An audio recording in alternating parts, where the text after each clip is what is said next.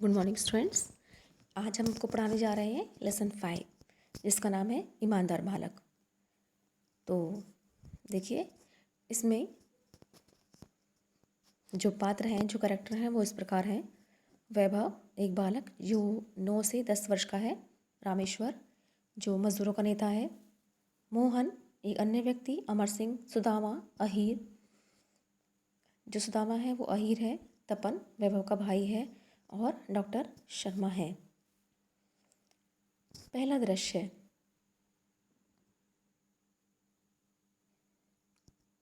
वैभव बाजार में फटे पुराने कपड़े पहने थैले में रखे सामान को बेचने का प्रयत्न कर रहा है। वैभव वह कह रहा है, छलनी ले लो, दिया सलाई ले लो।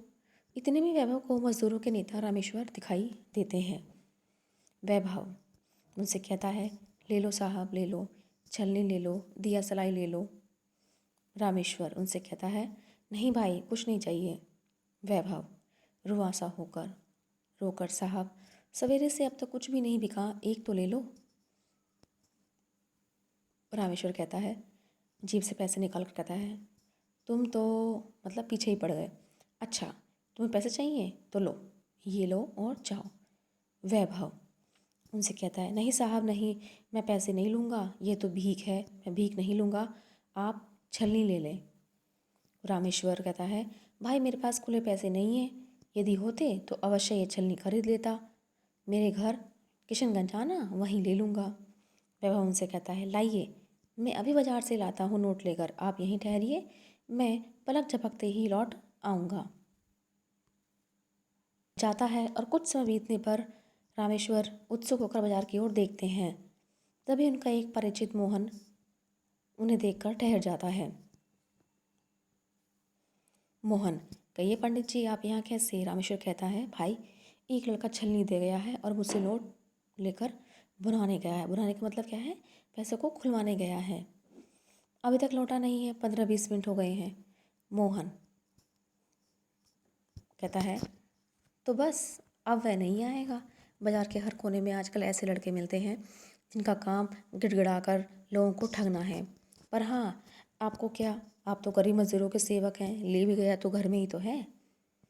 ये बात सुनकर रामेश्वर कहता है, पर भाई वह लड़का तो मुझे बुरा लगता था। चलो कोई बात नहीं, समझेंगे, रुपया देकर यह भी एक पाठ पढ़ा, यानी कि उनसे सीख ली। दोनों चले जाते हैं। सेकंड दृश्य, और जो यहाँ पर जो हो रहा है सेकंड दृश्य में, वो जो स्थान है वो किशनगंज है। वैभव का भाई तपन रामेश्वर का घर ढूंढ रहा है। तपन एक व्यक्ति से, क्यों भाई, पंडित रामेश्वर कहाँ रहते हैं? एक व्यक्ति, कौन, वे जो मजदूरों के नेता हैं? हाँ हाँ, वे उस नीले पर्दे वाले घर में रहते हैं। तपन उस घर के दरवाजे पर जाकर रामेश्वर को पुकारता है और रामेश्वर बाहर आते हैं।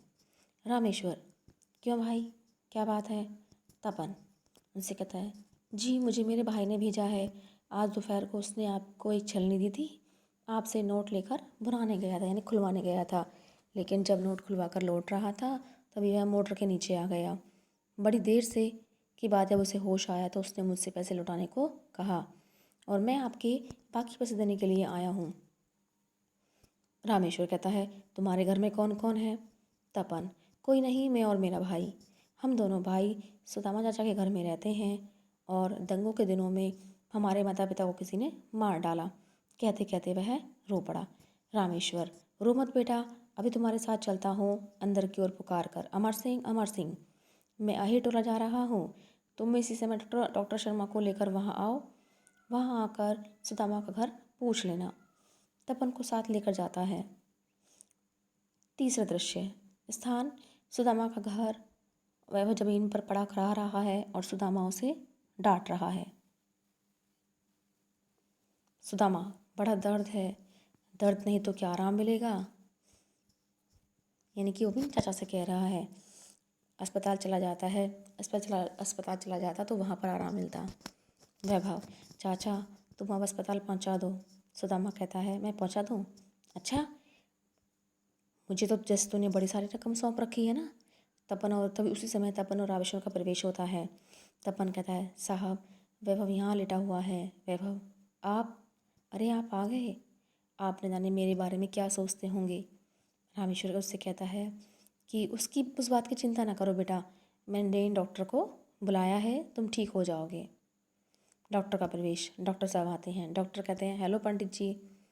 अरे ये तो वही लड़का है, मैंने भी इसे बाज़ार में देखा है।